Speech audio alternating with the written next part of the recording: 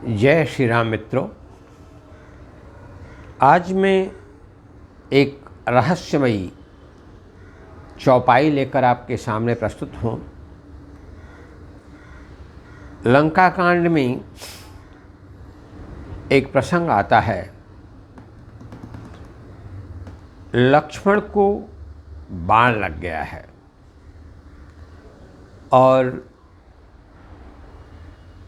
राम सहित सारी सेना, सारे मंत्रीगण, सारे दरबारी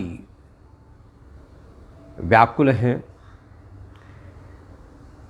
सुसेन वैद्य को हनुमान जी ने घर सहित उठा लाया है और उन्होंने कहा है कि हिमालय पर्वत से अगर संजीवनी बूटी, और वह भी सूर्योदय से पहले अगर लाया जाए तो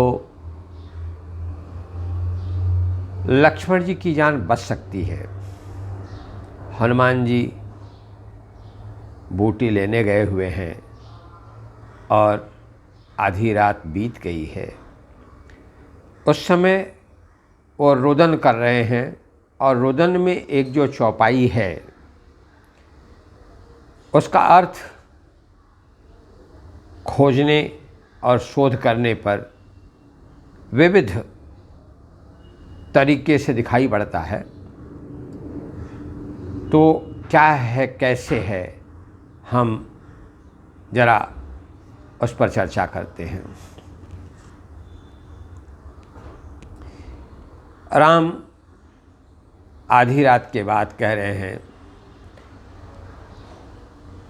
अर्धरात्रि गई कपि नहीं आयो। ऐसे रुदन करते हुए पहुँचते हैं कहाँ?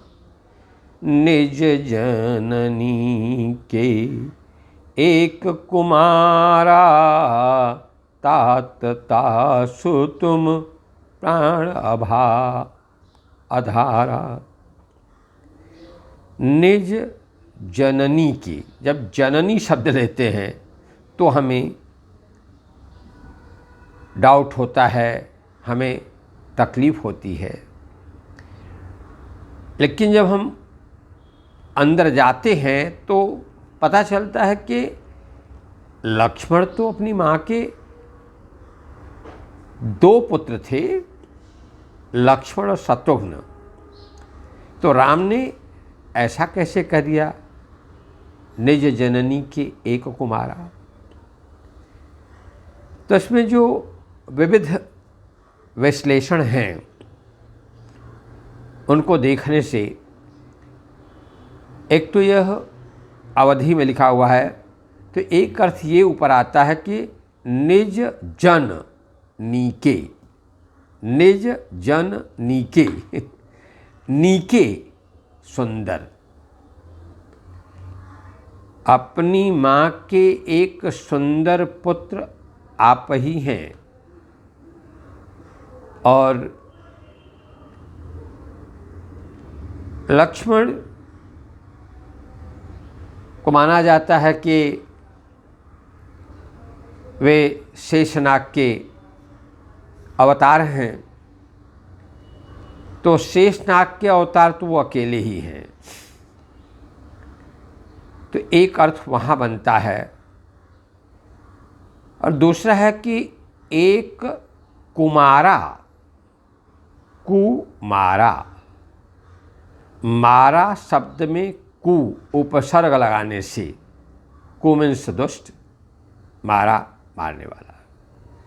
इस संसार में जो दुष्ट लोग हैं उनका संहार करने वाले आप अकेले ही हैं लक्ष्मण। निज जन नीके, एक अर्थ हुआ जन नीके और दूसरा हुआ जननी के। और उस समय राम ने जो रोदन किया है बड़ा हृदयस्पर्शी है, बड़ा मार्मिक है। और इस चौपाई पर जब पहली बार मेरी दृष्टि पड़ी थी तो मैं भी संकित हो गया था और मेरे मन में कई विचार आए थे। और वही लक्ष्मण तो अपनी माँ के अकेले पुत्र नहीं हैं, लक्ष्मण और शत्रुघ्न।